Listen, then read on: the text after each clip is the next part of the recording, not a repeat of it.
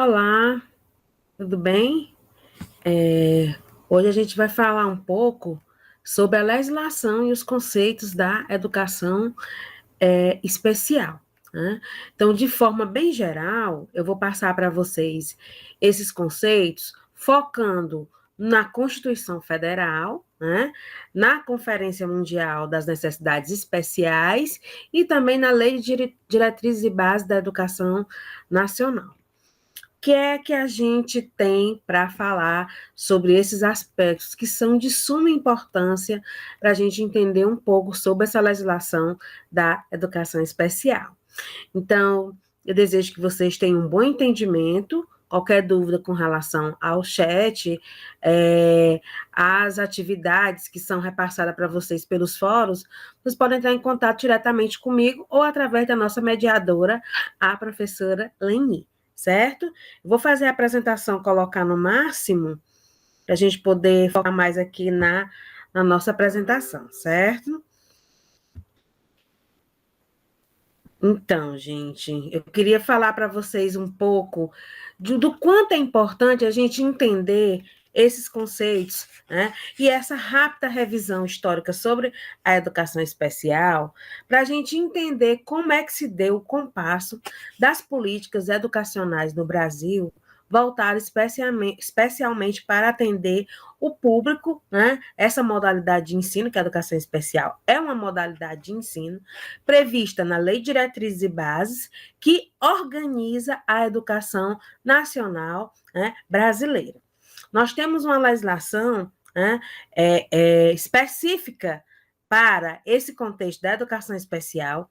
Nós temos uma legislação específica nesse contexto para a educação dos surdos, mas a gente tem que entender certas demandas da legislação para a gente poder entender o nosso local de fala. Então, como a nossa disciplina ela é educação especial, com ênfase no sujeito surdo, nós vamos tratar dessas especificidades e o quanto isso é necessário para a gente entender algumas especificidades que a lei traz para nós.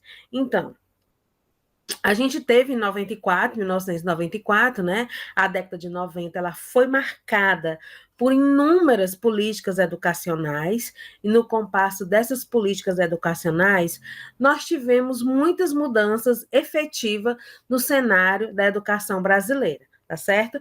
Principalmente no que se refere à própria Lei de Diretriz e Base, tá bom? Então, a década de 90, ela trouxe uma explosão, né, de políticas educacionais, numa tentativa, ainda que meio neoliberalista, atendendo, é claro, os anseios políticos da época, principalmente a proposta adotada pelo então presidente Fernando Henrique Cardoso. Então, vamos lá. Entendendo isso, a gente teve em 94 essa conferência mundial sobre as necessidades educacionais especiais, tá certo? A questão do acesso e qualidade. Essa conferência, ela ficou conhecida como a Declaração de Salamanca, tá? Que foi promovida pela Unesco e também pelo governo espanhol. Como é que ela foi definida? Esses pressupostos da Salamanca difundiu rapidamente e elas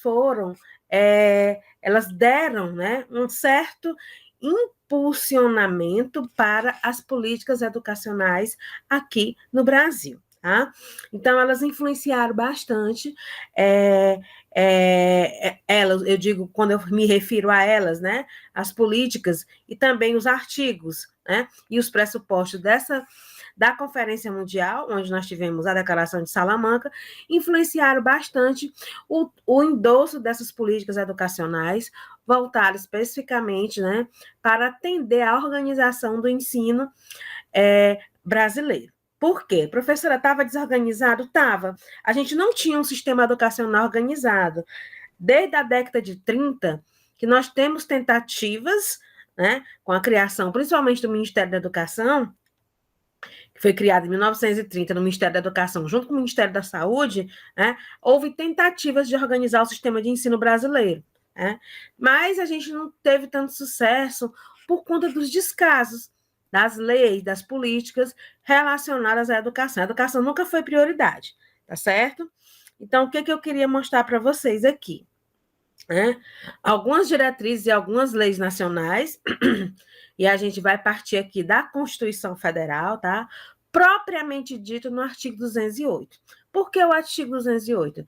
Porque o artigo 208 na Constituição Federal, né, o artigo 205 até o 214 da Constituição Federal, tratam especificamente das questões da educação.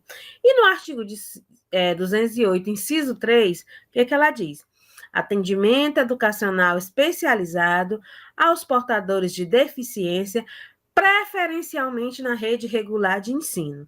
Detalhe, gente, por que a palavra preferencialmente ela está sublinhada? Porque não é obrigatoriamente, tá certo? A gente tem que tomar cuidado com a questão do que a lei diz. Ah, mas não é obrigada, é preferencial. Quando eu digo preferencial, não estou dizendo que é obrigatório, tá certo? Então, os portadores, os atendimentos educacional especializado, aos portadores de deficiência, será preferencialmente na rede regular de ensino. Professora, mas por que não é colocado obrigatoriamente, já que a Constituição diz que é um direito, e a partir do momento que a gente não dá obrigatoriedade, a gente retira esse direito? É porque tem algumas deficiências, principalmente a mental, que precisa de um olhar específico, né? A gente sabe que as demandas são muitas, mas tem algumas que precisam de um atendimento mesmo médico hospitalar, né? Então, por isso que a lei deixa essas brechas para a questão da preferencialmente, tá bom? Para a gente entender. E o que isso tem a ver, professora, com a educação dos surdos? Esse atendimento educacional também, né, atende o sujeito surdo, né? Então, todo indivíduo matriculado no sistema educacional brasileiro, sendo ele portador de necessidade ou não, ele tem direito o quê? Ao acesso, tá certo? E os portadores de deficiência, como a lei chama aqui, né, tem esse direito garantido na Constituição Federal, tá bom? E esse preferencialmente nos faz refletir sobre o quê? Sobre o quanto as nossas fragilidades, as barreiras e os desafios da educação brasileira ainda tem que romper com relação a esse atendimento, tá certo?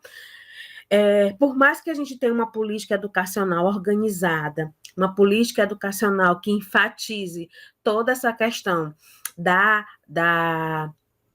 do atendimento aos portadores de deficiência, a gente tem que ir na contrapartida de entender a efetivação desse atendimento. Uma coisa é eu dizer que vou atender, outra coisa é eu dizer que vou garantir. É totalmente diferente, tá certo? Porque quando eu digo que eu vou garantir, eu tenho que garantir, né, as políticas de acesso, as políticas de permanência, porque não é só acesso, viu, gente? Tem que permanecer. E os portadores de deficiência, nesse compasso, eles precisam de um atendimento especializado mais ainda. Por quê? Bom, ofertar vaga é fácil, né? Mas a permanência dele na escola, o curso, né, dele na escola, o percurso que ele vai ter que atravessar nesse processo. São muitos desafios, são muitas barreiras, até porque as deficiências, elas são múltiplas, né? Não apenas uma deficiência, tá bom? E eu queria enfatizar para vocês nesse sentido. Passando aqui a nosso vídeo, né? A gente tem o Estatuto da Criança e do Adolescente, 90, e tem a LDB, tá certo? Por que eu quis colocar apenas essas três legislações? Por quê? Na nossa aula presencial e também no decorrer das nossas discussões, no chat, nos fóruns, a gente vai entender um pouco da outra legislação, tá bom? Eu quis colocar essas porque, a contexto de Brasil, elas são as mais importantes, né? As que influenciaram a questão da Constituição e entender também que em 1990 foi criado, né, esse estatuto. O que esse estatuto diz? Ó, o Estatuto da Criança e do Adolescente dispõe que as crianças e adolescentes portadores de deficiências têm direito educacional, preferencialmente na rede regular de ensino, tá bom? Olha só, reforça aquilo que a Constituição Federal traz nos seus artigos e nos seus incisos voltados para a questão da deficiência, tá bom? E isso é importante, gente, porque nessa perspectiva a gente vê o compasso e o diálogo entre essa legislação. Bom, professora, a senhora está dizendo que é preferencialmente, até aí tudo bem, ok. Mas e aí? Como é que eu vou exigir da lei se a lei diz que é preferencialmente, né? Bom, gente, aí é a questão de acesso, tá certo? A gente sabe que essas políticas educacionais, elas se efetivam aonde? Nos estados, nos municípios e no Distrito Federal e na União, tá certo? E como é que isso acontece? Isso acontece de forma colaborativa, que nós chamamos de regime de colaboração. Então, estados, município, União, Distrito Federal tem que colaborar no sentido de arrumar, eu vou usar a palavra arrumar, essas políticas educacionais para garantir o acesso e também a permanência desses portadores de deficiência, né, na rede regular de ensino. O fato que a gente tem que é um direito, tá certo? É a partir do momento que é um direito e que se eu negar esse direito, eu vou estar tirando, né, daquele indivíduo a oportunidade de uma educação pública ou até mesmo privada, mas a educação que lhe é garantida por lei, tá certo? E nós temos também a LDB. A LDB ela dedicou um capítulo especial para a educação especial, tá certo? Porque na LDB ela trata a educação especial como uma modalidade de ensino. Professor, o que é isso? Gente, a organização escolar tem 2 níveis de ensino: ensino básico e ensino superior. Dentro da educação básica, nós temos o ensino infantil, o ensino fundamental e o ensino médio, tá certo? E a partir dessas divisões foram criadas modalidades. O que são modalidades? São maneiras diferentes de perceber o ensino. Aí nós temos a educação especial, a educação à distância, a educação quilombola, a educação indígena, educação escolar indígena, dentre outras modalidades que é atendido na organização do ensino. Mas a educação especial, ela é uma modalidade porque ela tem especificidades que tem que ser atendida. Professora, mas que especificidades são essas que a gente tem que buscar, tá certo? A gente tem que entender que ela precisa, né, ter formação adequada dos seus profissionais, as escolas têm que ser acessíveis, adaptadas, né? Os sistemas de ensino têm que prover recursos para que haja atendimento educacional especializado, que é uma outra questão que a gente vai trabalhar ainda nessa disciplina, tá bom?